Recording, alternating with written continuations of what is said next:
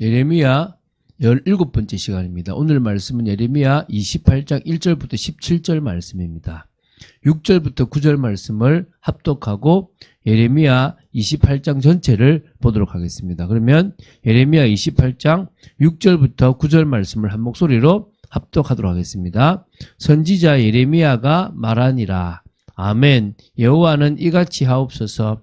여호와께서 내가 예언한 말대로 이루사 여호와의 성전 기구와 모든 포로를 바벨론에서 이곳으로 되돌려 오시기를 원하노라. 그러나 너는 내가 내 귀와 내 모든 백성의 귀에 이르는 이 말을 잘 들으라.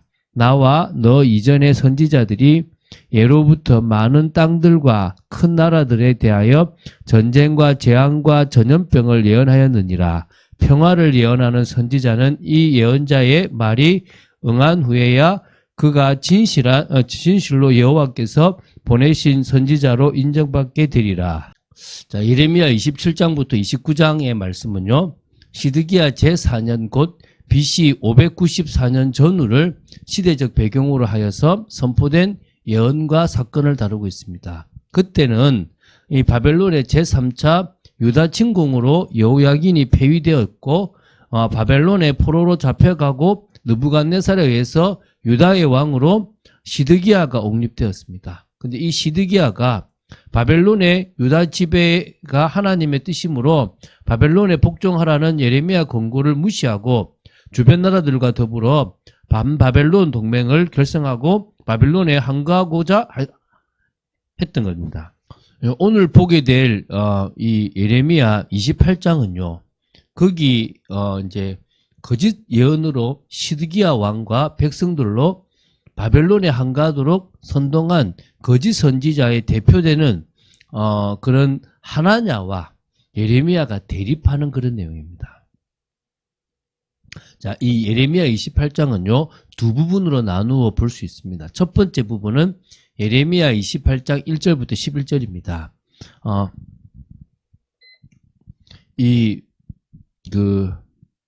바벨론의 속박으로부터 해방될 것이고 포로 귀환도 조기에 될 것 등을 거짓 예언한 하나냐와 그렇지 않다고 예언한 예레미야가 대립한 내용입니다. 1절부터 4절을 보면요. 하나냐가 겁도 없이 하나님 앞에서 백성들에게 거짓 예언을 하는 거죠. 그것도 성전에서, 여호와의 성전에서 거짓 예언을 한 겁니다. 그때가 유다왕 시드기야가 다스리기 시작한 지 제4년 5월이라고 이야기하고 있습니다. 하나냐는 기브온 아술의 아들이며 거짓 선지자라고 보시면 됩니다. 이 바벨론의 속박으로부터의 해방이 될 것이다. 그리고 바벨론의 포로로 잡혀간 사람들도 돌아오고 성전 기구들이 2년 내에 귀환하게 될 것이다 라는 등의 거짓 예언을 여호와 하나님의 이름으로 선포한 거예요. 그래서 이제 5절부터 9절은 예레미야가 하나냐의 이 거짓 예언과 관련해 가지고 그의 예언이 그대로 이루어지기를 원한다, 희망한다 라는 것을 피력하고요. 또 그의 평화 예언은 진정성에 대해서 이제 사실은 검증이 필요하다라는 사실을 지적했고요. 그의 예언이 거짓임을 우회적으로 시사를 합니다. 잠시만요. 오늘따라 콧물이 되게 많이 나오네. 죄송합니다. 그래서 이렇게 28장 9절에 이렇게 나옵니다. 평화를 예언하는 선지자는 그 예언자의 말이 응한 후에야 그가 진실로 여호와께서 보내신 선지자로 인정받게 될 것이다. 그러니까 네가 진정한 평화를 선포한 예언자라면 그 말씀이 응한 후에야 인정된다. 그렇게 되기를 바란다. 사실은 그렇게 안 될 거라는 거죠. 그러면서 10절, 11절 이렇게 얘기합니다.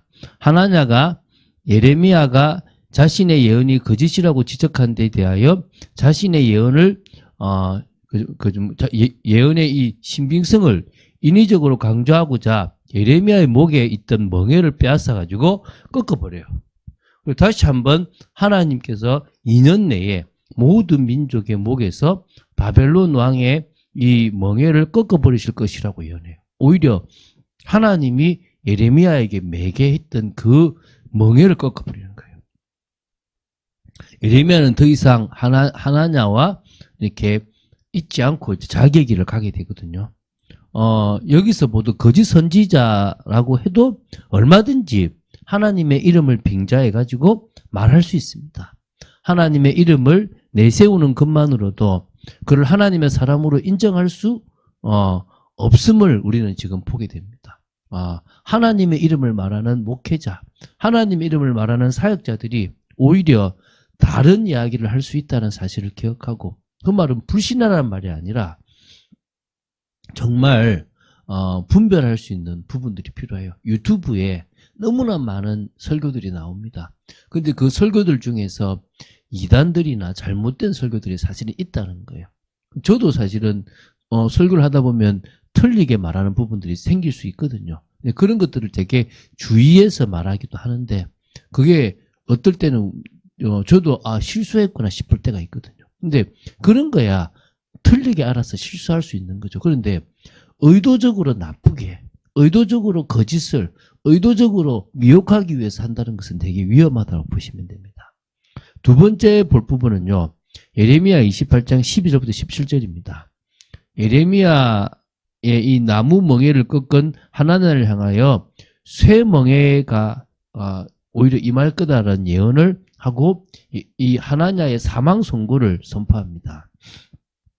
12절 14절을 보면요, 하나님께서는 예레미야를 향하여 그의 나무 멍에를 꺾은 하나냐에게 그가 꺾은 나무 멍에 대신에 쇠 멍에를 만들었음과 그 쇠 멍에로 모든 나라의 목에 메우게 하실 것이라는 사실을 전달하도록 지시한 거예요. 그러니까 하나님께서 하나냐가 꺾은 이 나무 멍에 대신 이 쇠 멍에를 만드신 것은 두 가지 의미가 있습니다. 첫 번째가 뭐냐면, 우선 쇠 멍에는 인간의 힘으로는 꺾을 수 없는 것으로 유다와 열방에 대한 이 바벨론의 70년 지배가 바꿀 수 없는, 변개할 수 없는 하나님의 뜻이라는 의미가 있습니다. 또 두 번째는요, 이 쇠 멍에는 나무 멍에보다 무거운 것이기 때문에 나무 멍에로 상징되는 가벼운 징계를 거부한 자들에게 쇠 멍에로 상징되는 무거운 징계를 베푸실 것이라는 의미가 있습니다. 하나님은 어떤 의미에서 본래 무거운 징계를 베푸시는 것이 아니라, 그러니까 이 당신의 징계를 순순히 받고 돌아설 경우에 포로로 잡혀간 사람들을 제비한 유다와 열방들을 향하여서는 바벨론의 일정한 조공을 바치는 선에서 속박을 받도록 아마 하실 계획이었다라고 보시면 돼요. 그러나 유다와 열방이 하나님께서 베푸신 그 같은 가벼운 이 멍에를 거부해버렸기 때문에 쇠 멍에로 상징되는 무거운 속박을 받도록 했기 때문에 결국은 나라가 망하고요, 국민들이 바벨론에 끌려가서 포로로 끌려가서 바벨론 사람들을 섬기는 그런 일들이 벌어진다는 거예요. 그래서 이 15절부터 17절을 보면요, 거짓 예언으로 백성을 속이고 틀린 사실을 믿게 한 하나냐에게 하나님께서 사망 선고를 한다라는 사실을 전달하고, 또 그가 결국 죽게 될 것이라는 것을 선포합니다. 하나님께 보냄을 받지 아니하고서 거짓으로 백성들을 호도한 하나냐가 그 해에 죽을 것이라는 이 사망 선고를 하나님의 말씀으로 인해서 이제 전달하게 되는데요. 그 선고에 의해서요, 하나냐가 같은 해 4년에 7달, 사실 7월에 죽게 됩니다. 그러면 1절에 분명히 5월이었으니까 그러면은 채 2개월도 되지 않은 시점에서 사망을 한 겁니다. 하나님의 말씀을 끊임없이 반박하며 아무 근거 없이 평안과 평화를 약속한 것을 남발했던 이 하나냐의 비참한 운명은 어떤 의미에서요, 저와 같은 목회자, 사역자들이 정말 두렵고 떨리는 마음으로 이 말씀을 보고 오히려 우리가 하나님의 말씀을 전하는 것이 아니라 틀린 사실을 말하고 있지 않는지를 생각해 봐야 될 줄로 믿습니다. 하나님께서 이 시대를 향해서 앞으로 일어날 일들을 향해서 말씀하시고자 하는 부분, 성도에게 하나님의 공의와 하나님의 사랑에 대해서 선포하시는 그런 부분을 우리는 귀 있게 증거하는 그런 믿음의 사람이 되어야 될 줄로 믿습니다. 그런 의미에서 이 두아디라 교회를 우리가 지금 나누고 있습니다. 예수님의 재림은 분명히 있는 것입니다. 그리고 그 재림의 인간은 믿음의 성도들을 휴거하게 될 것이고요. 또 그 휴거가 될 그 상황에 그게 7년 환란 전이냐 후냐 이런 말들도 많습니다. 그런데 중요한 것은 믿음을 지킨 사람은 그 환란과 그 핍박이 상관없다. 이게 뭡니까? 요한계시록이 증가하고 있는 것입니다. 그래서 우리는 어떤 믿음입니까? 성경이 말씀하는 올바른 믿음, 하나님을 기쁘시게 하는 그런 믿음을 가지고 나아가야 될 줄로 믿습니다.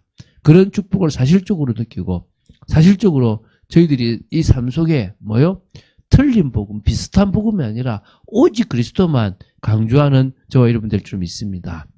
주는 그리스도시요 살아계신 하나님의 아들이심을 고백합니다. 말씀 따라가는 축복 속에 또 저희들을 지켜주시고 하나님의 뜻과 통하는 삶을 살아가도록 붙잡아 주시기를 간절히 소원합니다.